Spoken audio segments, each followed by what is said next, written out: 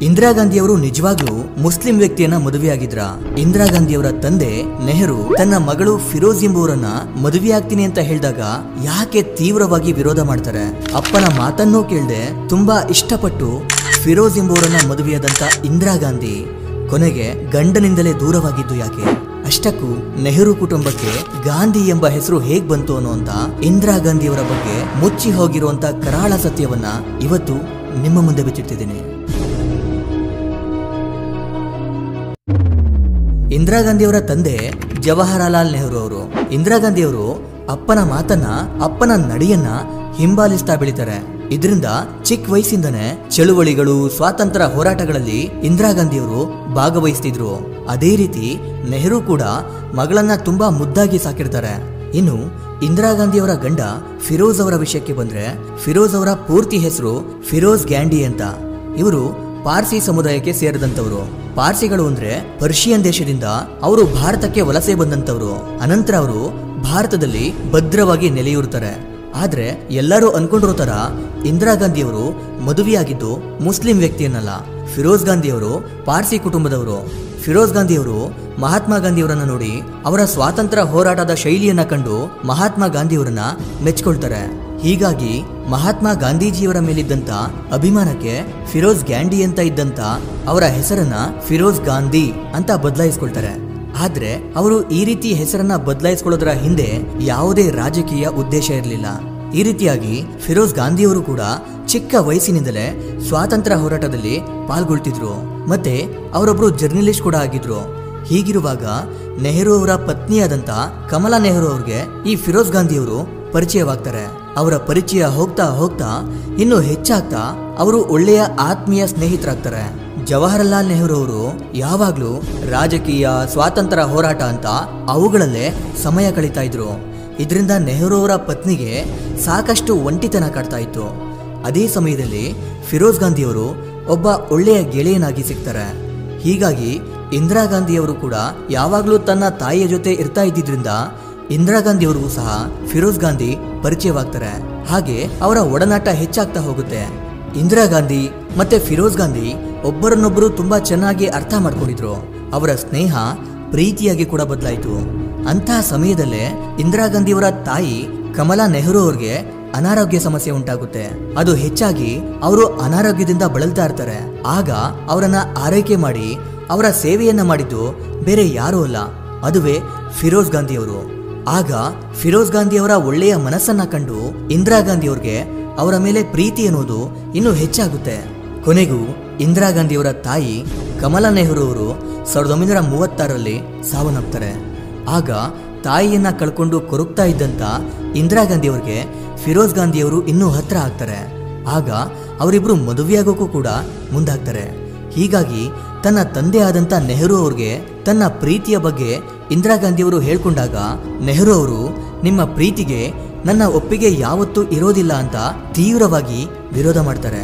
ಮತ್ತೊಂದ್ ಕಡೆ ಸಾಮಾಜಿಕವಾಗಿ ಕೂಡ ಅವರಿಬ್ರು ಮದುವೆಯಾಗೋದನ್ನ ಜನಗಳು ವಿರೋಧ ಮಾಡ್ತಿದ್ರು. ಯಾಕಂದ್ರೆ ಆಗಿನ ಸಮಯದಲ್ಲಿ ಜಾತಿ, ಧರ್ಮ, ಭೇದ ಭಾವ ಅನ್ನೋದು ತುಂಬಾ ಹೆಚ್ಚಾಗಿತ್ತು. ಮೊದಲೇ ಫಿರೋಜ್ ಗಾಂಧಿಯವರು ಪಾರ್ಸಿ ಕುಟುಂಬದವರು, ಆದ್ರೆ ನೆಹರು ಕುಟುಂಬ ಹಿಂದೂ ಕುಟುಂಬವಾಗಿತ್ತು. ಈ ಕಾರಣಕ್ಕೆ ಎಲ್ಲರೂ ಅವರ ಮದುವೆಯನ್ನ ವಿರೋಧ ಮಾಡ್ತಾರೆ. ತನ್ನ ಮಗಳಾದಂತ ಇಂದಿರಾ ಗಾಂಧಿಯವರ ಮೇಲೆ ನೆಹರು ಅವ್ರಿಗೆ ಎಷ್ಟೇ ಪ್ರೀತಿ ಇದ್ರೂ ಅವರ ಮದುವೆಯನ್ನ ಮಾತ್ರ ಒಪ್ಕೊಳ್ಳೋದಿಲ್ಲ. ಅಷ್ಟೇ ಅಲ್ಲದೆ ನೆಹರು ಅವರು ಮಹಾತ್ಮ ಗಾಂಧಿಯವರಿಂದನೂ ಕೂಡ ತನ್ನ ಮಗಳಿಗೆ ಬುದ್ಧಿಯನ್ನ ಹೇಳ್ಸೋಕೆ ಪ್ರಯತ್ನ ಪಡ್ತಾರೆ. ಆದ್ರೆ ಇಂದಿರಾ ಗಾಂಧಿಯವರು ಮಾತ್ರ ಯಾರ ಮಾತನ್ನೂ ಕೇಳಲ್ಲ. ನಾನು ಮದುವೆ ಆದ್ರೆ ಅದು ಫಿರೋಜ್ ಗಾಂಧಿಯನ್ನ ಮಾತ್ರ ಅಂತ ಪಟ್ಟು ಹಿಡಿತಾರೆ. ಕೊನೆಗೆ ಯಾರ ಮಾತನ್ನೂ ಕೇಳದೆ ಎಷ್ಟೋ ವಿರೋಧಗಳ ನಡುವೆಯೂ ಕೂಡ 1942ರಲ್ಲಿ ಇಂದಿರಾ ಗಾಂಧಿ ಫಿರೋಜ್ ಗಾಂಧಿಯನ್ನ ಮದುವೆಯಾಗ್ತಾರೆ. ಅನಂತರ ಅವರಿಬ್ರು ತುಂಬಾ ಚೆನ್ನಾಗಿರ್ತಾರೆ. ಅವರ ಸಾಂಸಾರಿಕ ಬದುಕು ಯಾವುದೇ ಸಮಸ್ಯೆ ಇಲ್ಲದೆ ಸುಖ ಸಂತೋಷಗಳಿಂದಲೇ ಕೂಡಿರುತ್ತೆ. ಇಲ್ಲಿ ಮತ್ತೊಂದು ವಿಷಯ ಏನಂದ್ರೆ, ಇಂದಿರಾ ಗಾಂಧಿಯವರು ಫಿರೋಜ್ ಗಾಂಧಿಯನ್ನ ಮದುವೆಯಾಗೋಕ್ಕೂ ಮುಂಚೆ ಅವರ ನಿಜವಾದ ಹೆಸರು ಇಂದಿರಾ ಪ್ರಿಯದರ್ಶಿನಿ ನೆಹರು ಅನ್ನೋದಾಗಿತ್ತು. ಆದ್ರೆ ಯಾವಾಗ ಅವರು ಫಿರೋಜ್ ಗಾಂಧಿಯನ್ನ ಮದುವೆ ಆಗ್ತಾರೋ ಆಗ ಇಂದಿರಾ ಪ್ರಿಯದರ್ಶಿನಿ ನೆಹರು ಅನ್ನುವಂತ ಅವರ ಹೆಸರು ಇಂದಿರಾ ಗಾಂಧಿಯಾಗಿ ಬದಲಾಗುತ್ತೆ. ಅನಂತರ ಅವ್ರಿಗೆ ರಾಜೀವ್ ಗಾಂಧಿ ಮತ್ತೆ ಸಂಜಯ್ ಗಾಂಧಿ ಅಂತ ಇಬ್ರು ಮಕ್ಕಳು ಕೂಡ ಹುಡ್ತಾರೆ. ಈ ರೀತಿಯಾಗಿ ಅವರಿಬ್ಬರ ಸಾಂಸಾರಿಕ ಬದುಕು ತುಂಬಾ ಚೆನ್ನಾಗಿರುತ್ತೆ.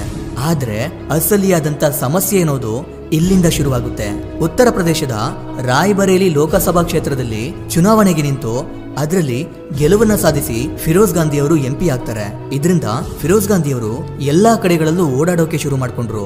ಅವರು ಮನೆಯಲ್ಲಿ ಹೆಚ್ಚಾಗಿ ಇರ್ತಾ ಇರ್ಲಿಲ್ಲ.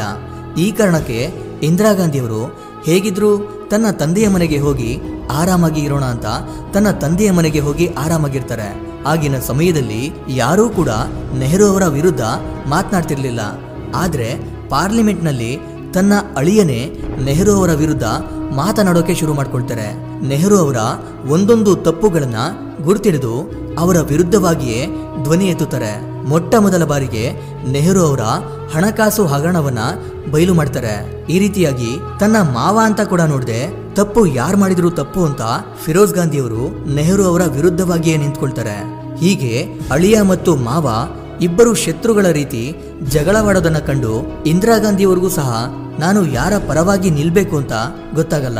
ಮೊದಲೇ ತನ್ನ ಮಗಳನ್ನ ಫಿರೋಜ್ ಗಾಂಧಿ ಮದುವೆಯಾಗ್ತಿರೋದು ನೆಹರು ಅವ್ರಿಗೆ ಇಷ್ಟ ಇರಲಿಲ್ಲ. ಅನಂತರ ಪಾರ್ಲಿಮೆಂಟ್ನಲ್ಲಿ ತನ್ನ ವಿರುದ್ಧವೇ ತನ್ನ ಅಳಿಯನಾದಂಥ ಫಿರೋಜ್ ಗಾಂಧಿ ಮಾತನಾಡ್ತಿರೋದು ನೆಹರು ಅವ್ರಿಗೆ ಇನ್ನೂ ಇಷ್ಟವಾಗ್ತಿರ್ಲಿಲ್ಲ. ಇದರಿಂದ ನೆಹರು ಅವರು ಇಲ್ಲ ಸಲ್ಲದಂತ ಸುಳ್ಳು ಸುದ್ದಿಗಳನ್ನ ಗಂಡನ ಬಗ್ಗೆ ಇಂದಿರಾ ಗಾಂಧಿ ಅವ್ರ ಕಿವಿಗೆ ತುಂಬ್ತಾ ಇದ್ರು. ಕೊನೆಗೂ ಇಂದಿರಾ ಗಾಂಧಿ ಅವರು ಫಿರೋಜ್ ಗಾಂಧಿಯಿಂದ ದೂರವಾಗಿ ತನ್ನ ತಂದೆಯ ಮನೆಯಲ್ಲೇ ಉಳ್ಕೊಳ್ತಾರೆ. ಹೀಗೆ ಕೆಲ ದಿನಗಳು ಕಳೀತವೆ. ಆದ್ರೆ ಫಿರೋಜ್ ಗಾಂಧಿ ಅವ್ರಿಗೆ ಅವರ ಕೊನೆಯ ದಿನಗಳು ಹತ್ತಿರವಾಗ್ತಾ ಬರ್ತವೆ.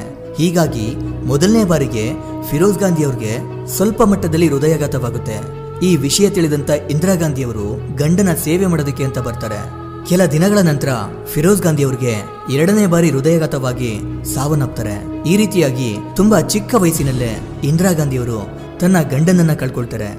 ಇದರ ಬಗ್ಗೆ ನಿಮ್ಮ ಅಭಿಪ್ರಾಯ ಏನು ಅಂತ ಕಮೆಂಟ್ ಮಾಡಿ ತಿಳಿಸಿ. ಇದಿಷ್ಟು ಇವತ್ತಿನ ವಿಡಿಯೋ. ಈ ವಿಡಿಯೋ ನಿಮಗೆ ಇಷ್ಟ ಆಗಿರುತ್ತೆ ಅನ್ಕೊಂಡು ಮತ್ತೊಂದು ಹೊಸ ವಿಷಯದೊಂದಿಗೆ ಮತ್ತೆ ಬರ್ತೀನಿ.